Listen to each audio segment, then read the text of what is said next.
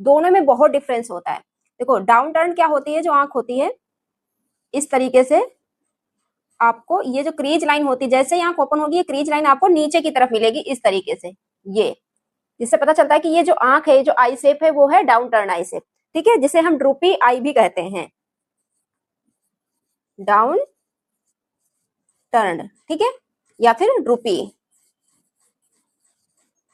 और इसके बाद जो दूसरा आई शेप आता है वो होता है हमारा अपटर्न। अपटर्न में क्या होता है, जो आंख होती है वो लिफ्टेड होती है, इस सॉरी इस तरीके से ऊपर की तरफ। ठीक है, इतना तो नहीं होता लेकिन हल्का सा डिफरेंस आपको देखने को मिलेगा। मैं यहाँ पे ड्रॉ कर रही हूँ जस्ट। ठीक है, तो अपटर्न क्या होता है, आंख जो होती है वो ऊपर की साइड होती है। डाउन टर्न आंख जो होती है वो जो आउटर कॉर्नर होता है, इसका जो आउटर कॉर्नर आप ये देख रहे हो ना, ये ये नीचे की तरफ होता है इस तरीके से। और जो अपटर्न होती है उसमें आउटर कॉर्नर इस तरीके से ऊपर की तरफ होता है। ऐसे डिफरेंस आपको देखने को मिलेगा। मैं यहाँ पे लिख दे रही हूँ, ये है आपका अपटर्न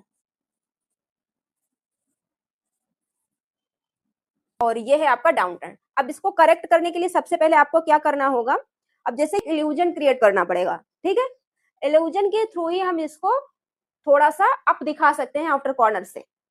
ठीक है, और वो इल्यूजन हम क्रिएट कैसे करेंगे, आई शेडो से, लाइनर से, मेकअप प्रोडक्ट के थ्रू।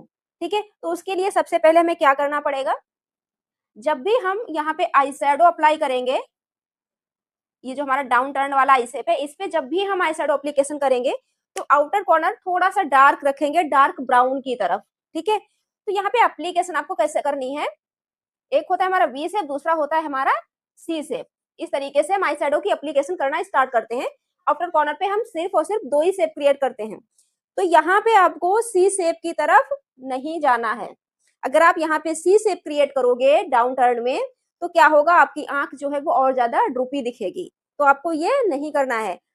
तो फिर बचा क्या आपका वी शेप। वी शेप अब आपको कैसे एप्लीकेशन करनी है, जब भी आप कोई प्रोडक्ट की हेल्प से आप इसको इस तरीके से ऐसे फैला सकते हो जिससे यहाँ पे एक इल्यूजन क्रिएट हो वी शेप का। ये रियल क्रीज लाइन है, इसके ऊपर तक आपको इस शेड को अप्लाई करना है। यहाँ पे एक हल्की सी फेक क्रीज क्रिएट करनी होगी कि लोअर लैश लाइन होती है, वहां से थोड़ा सा स्मजिंग करते हुए उसी में आपको मर्ज कर देना है, जिससे ये थोड़ा सा आपको हल्का सा लिफ्टेड लुक दे इस तरीके से। ठीक है, तो ये हो गया आपका ड्रूपी आईज को यानी कि डाउन टर्न आईज को करेक्ट करने का तरीका। ठीक है, तो इस तरीके से आप इस पे एप्लीकेशन करोगे। बहुत सारी चीजें होती हैं जो हमें आई शेप में देखनी होती है। अगर आप आई शेप के अकॉर्डिंग आई मेकअप नहीं कर रहे हो तो वो आपके पूरे मेकअप को खराब कर देता है। प्रोफेशनल तरीका यही होता है कि आप आई शेप को देखकर काम करो। ठीक है,